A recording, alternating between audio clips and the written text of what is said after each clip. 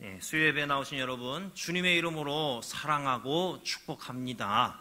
서로를 향해서 사랑합니다 고백해 주시기 바랍니다. 사랑합니다. 감사합니다. 그렇죠.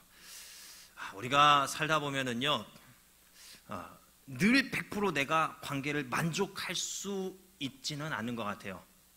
어딜 가나 이름만 다른 사람으로 바뀔 뿐이지 똑같은 사람들이 다 있더라고요. 그렇죠. 여러분, 어딜 가서도 여러분은 해방되어질 수 없습니다. 사람만 다르고 장소만 다를 뿐이지 똑같은 환경의 연속이더라는 사실이에요. 그럼 우리는 어떻게 해야 됩니까? 이렇게 생각하면 될 것 같아요. 나를 힘들게 하는 그 사람, 이 땅에 예수님께서 그 사람의 모습으로 와서 나를 시험하는 것이라 한번 생각을 해 보십시오. 그래도 좀 그렇습니까? 그 사람에게 내가 어떠한 모습을 나타내느냐에 따라서 그 모습을 통해 예수님이 기뻐하시고 영광 받으시고 이런 부분이 정도가 결정되는 것입니다. 옆에 분에게 고백해 주시기 바랍니다. 예수님의 다른 모습이십니다. 그냥 우리끼리 이렇게 하는 거예요. 여기 뭐 딱 잘라서 이렇게 보면 신성모독이다, 신학적으로 문제가 있다, 조 목사 이상한 사람이다, 이렇게 할 수 있는데 아니에요.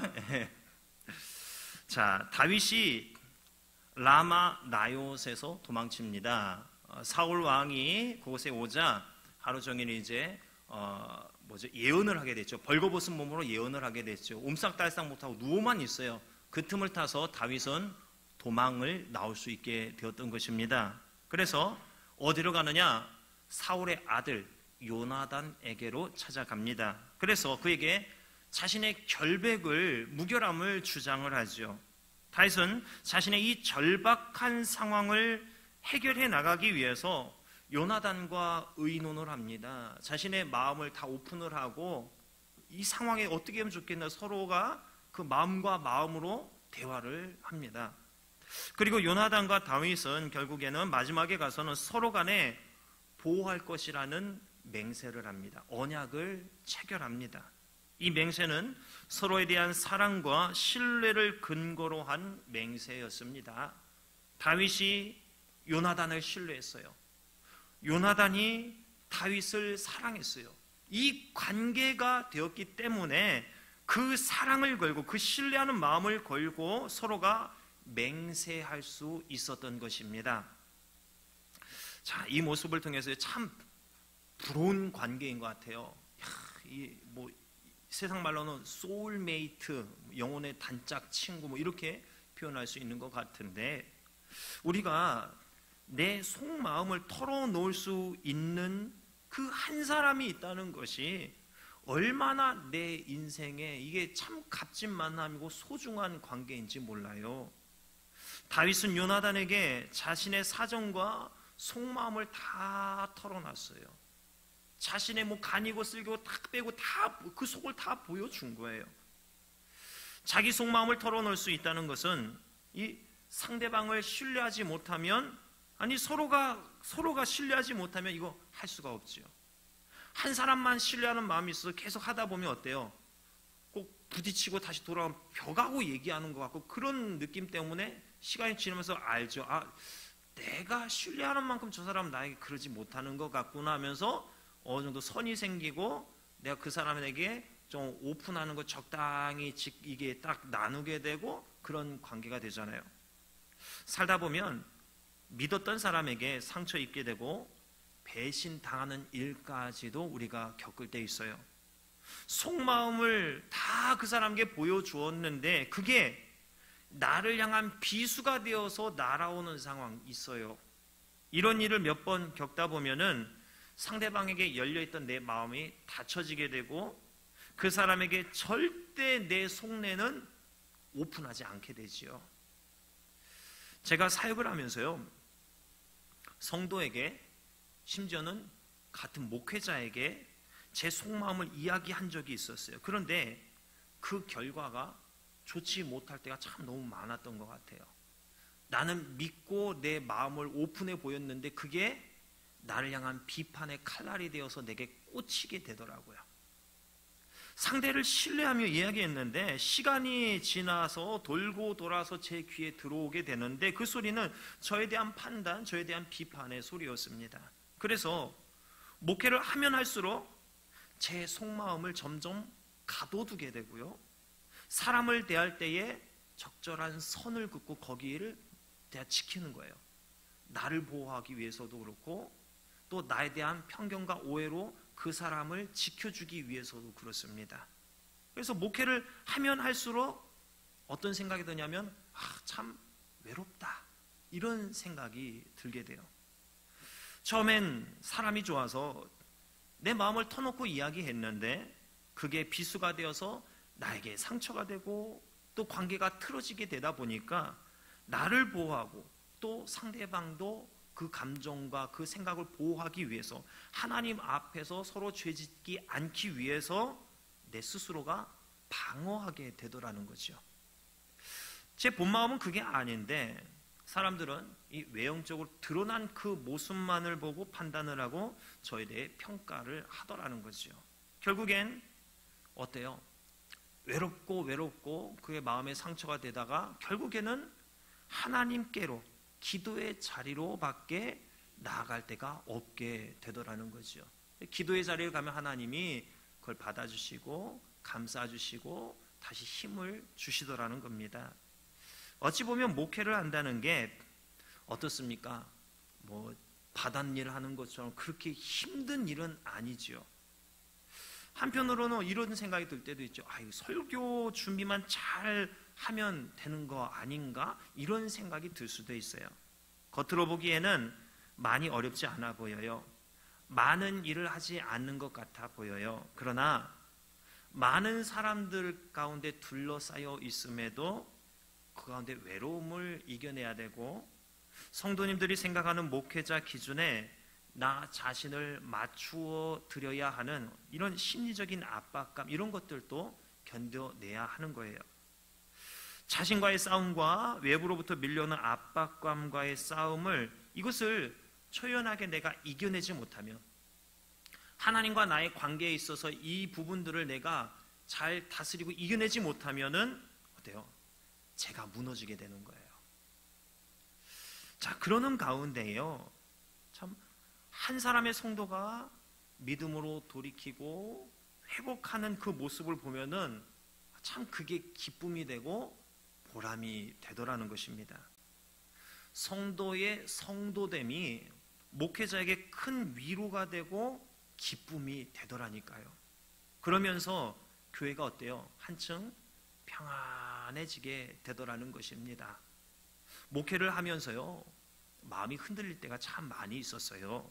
그러나 흔들리는 그 마음을, 그 감정을 제가 외부로 그대로 나타내서는 안 돼요. 왜냐하면 목회자가 흔들리는 모습을 보이게 되면은 성도가 흔들게 돼요. 성도가 흔들리게 되면은 교회가 흔들리게 되더라는 것입니다. 그래서 참 저는 그렇게 긴 시간 목회를 하지 않았지만 지금까지의 목회를 나름 정리해 보면은 목회는 인내, 신뢰, 기다림이라고 표현할 수 있는 것 같습니다.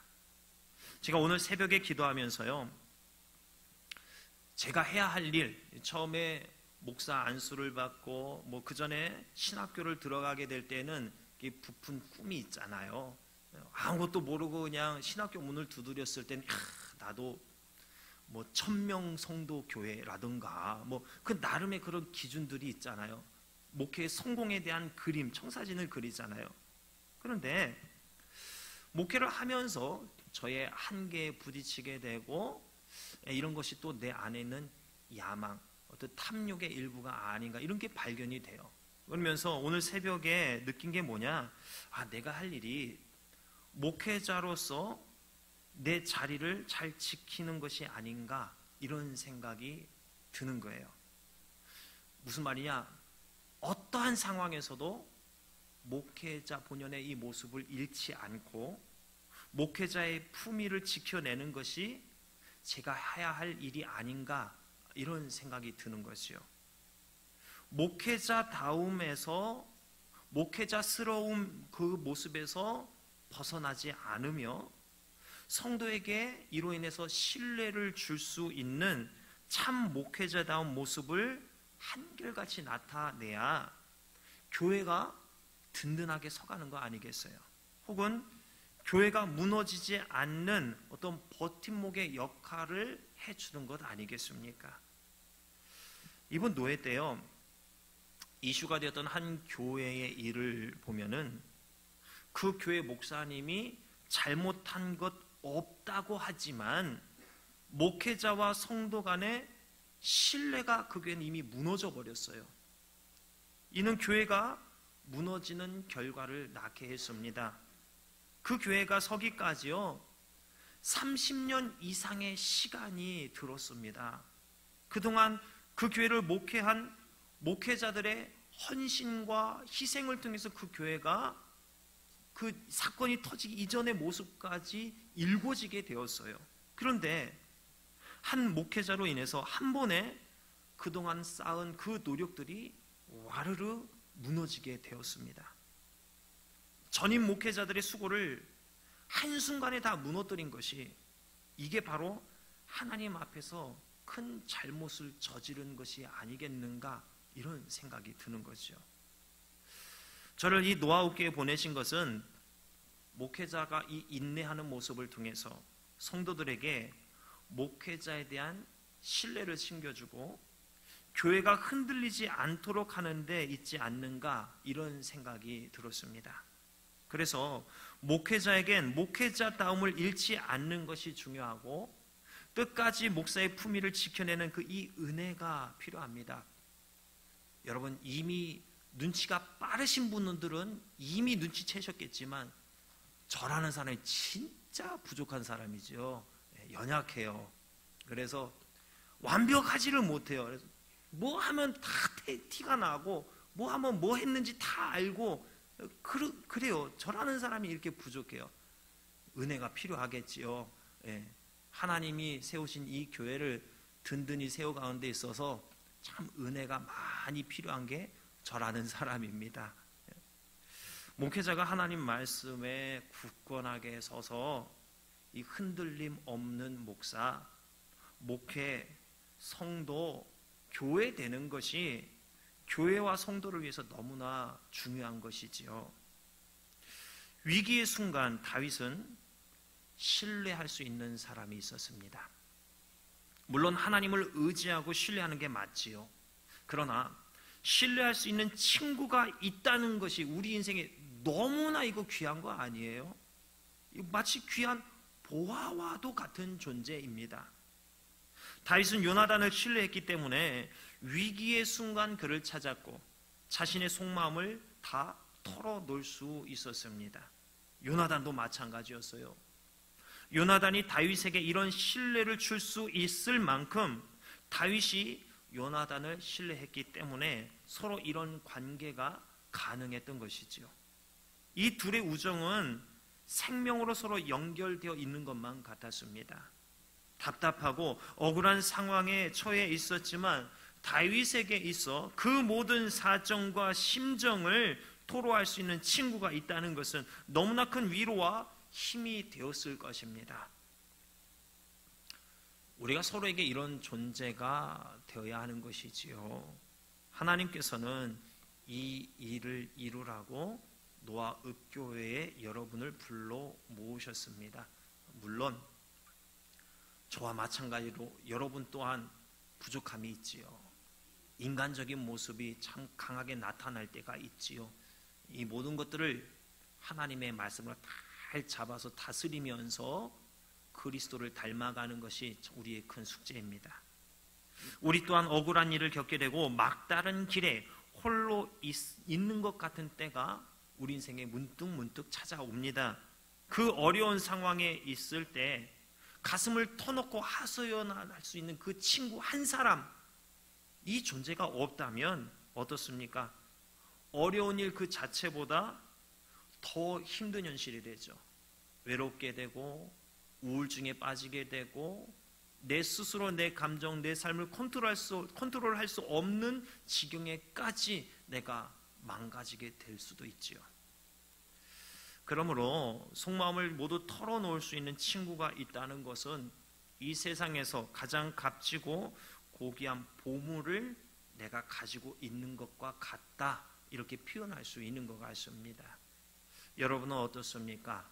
이런 한 사람, 이 보화를 여러분은 소유하고 있습니까?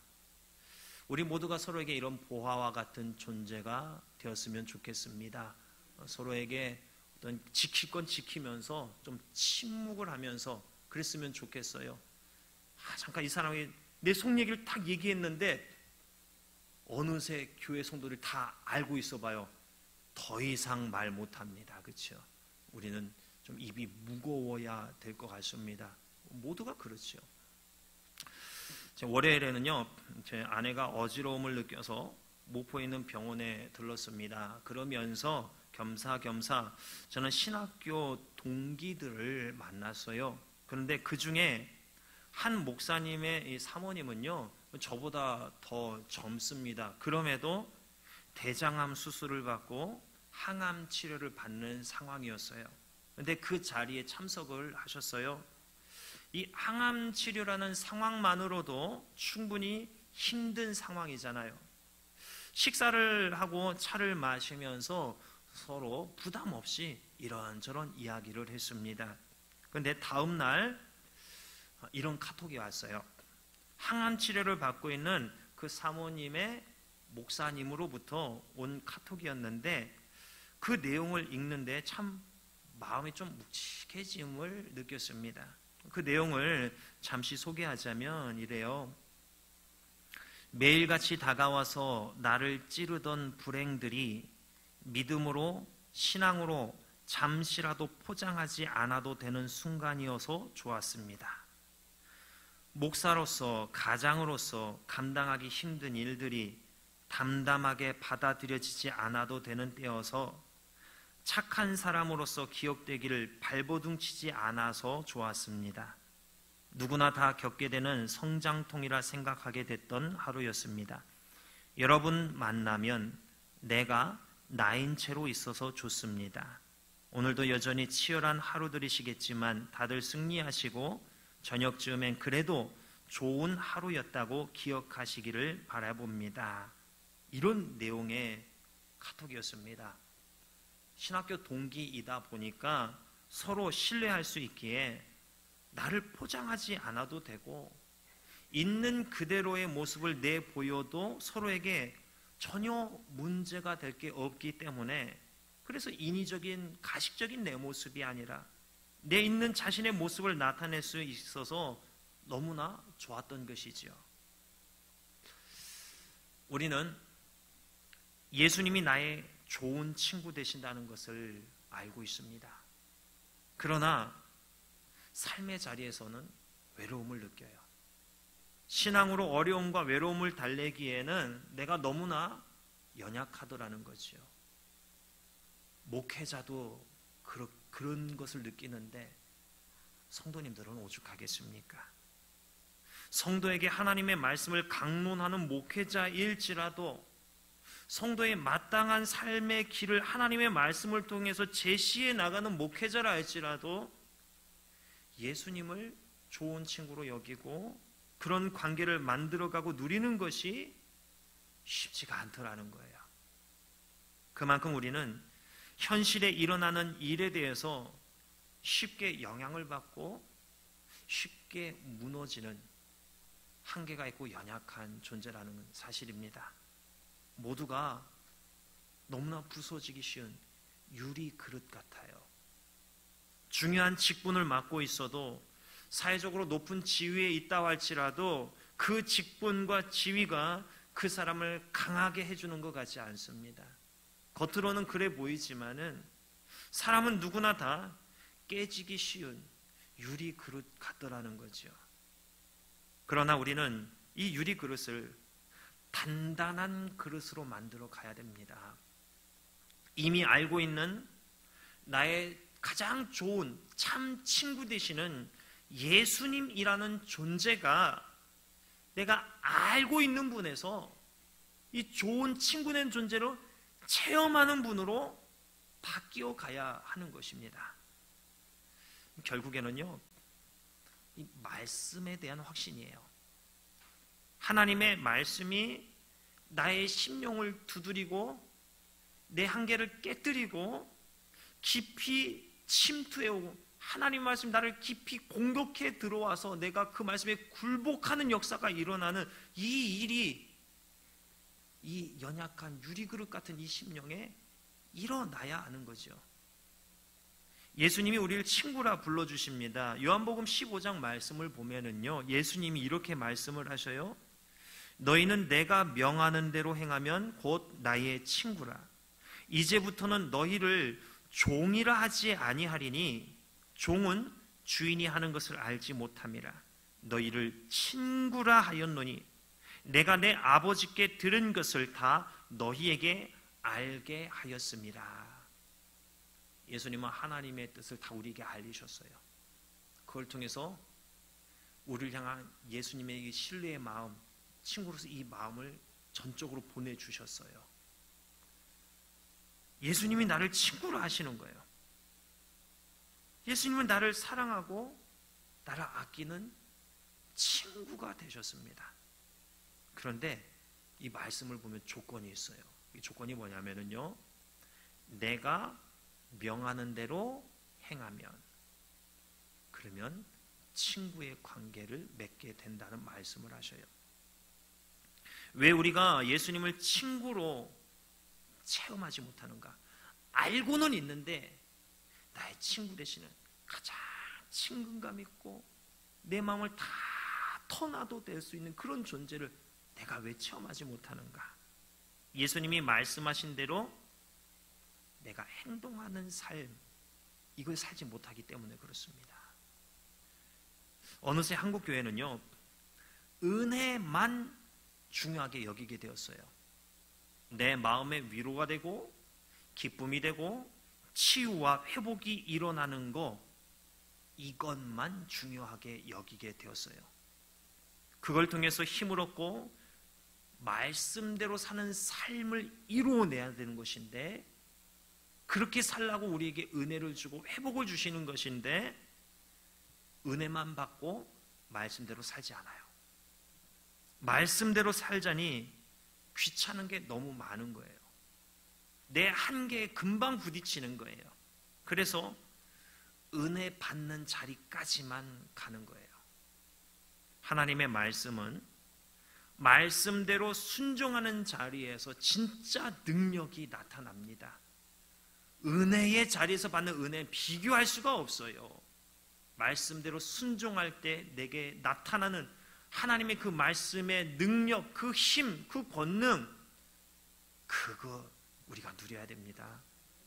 은혜의 자리는 내가 받기만 하는 자리입니다. 순종의 자리는 내가 드리는 자리입니다. 드리라고 은혜의 이 맛배기를 우리에게 주시는 거예요. 하나님께 드려지는 삶을 살아야 진정한 신앙인의 삶인 거예요. 받기만 하는 신앙은 거기서 더 잘할 수 없어요. 몇 년, 몇십 년째 계속 고만고만한 자리에만 머물러 있는 거예요. 왜요? 은혜만 받기를 원하니까. 우리는 착각하고 있어요. 더 큰 은혜를 받으면 내가 더 큰 신앙과 믿음으로 성장할 것이라 생각하는데 아니에요. 은혜를 받았고 그걸 간직하면서 말씀에 살기 위해 내가 도전하고 실천하는, 순종하는 그 자리까지 가야지만 우리는 잘할 수 있어요. 도전하지 않으니까, 드려지지 않으니까 말씀의 능력이 성도의 삶에 나타나지 않는 것입니다. 우린 스스로가 하나님의 이 존재감을 죽이는 삶을 살고 있었더라는 거예요. 얼마 전에 목포에 있는 한 집사님의 이야기를 들었어요. 청년 때 제 후배였어요. 청년 때는 그렇게 순수한 신앙의 사람이었어요. 그런데 지금은 신앙에 관심이 별로 없어요. 관심을 가지지 않아요. 맨날 만나면 하는 이야기가 애들 교육은 이렇게 해야 된다. 재테크를 하기 위해서 빚을 내서라도 아파트를 사놔야 된다. 이런 종류의 이야기만 늘어놓더라는 거죠. 관심의 대상이 하나님에서 내 주변의 상황으로 옮겨져 가게 되어버렸어요. 자신에게 주어진 사명을 잃어버리니까, 바라보아야 할 그 표대를 잃어버리니까, 하나님은 내가 이루어야 할 미래를 위해 필요한 존재일 뿐, 그분의 음성에 내가 귀 기울이지 않고 그분의 부르심에 내가 관심을 두지 않는 거예요. 표대를 잃어버린 성도는요, 시간 낭비하는 삶을 살 수밖에 없습니다. 하나님이 부르신, 원하시는 그곳에 시간을 들이고 에너지를 집중시켜야 되는데 사명을 잃고 표대를 잃어버리잖아요. 다른 데에 집중해요. 시간 낭비예요. 다른 데 집중하는 거 때론 필요하지요. 먹고 사는 일, 애들 교육, 내 미래를 위한 투자 필요하지요. 그런데 거기에만 집중이 되더라는 거예요.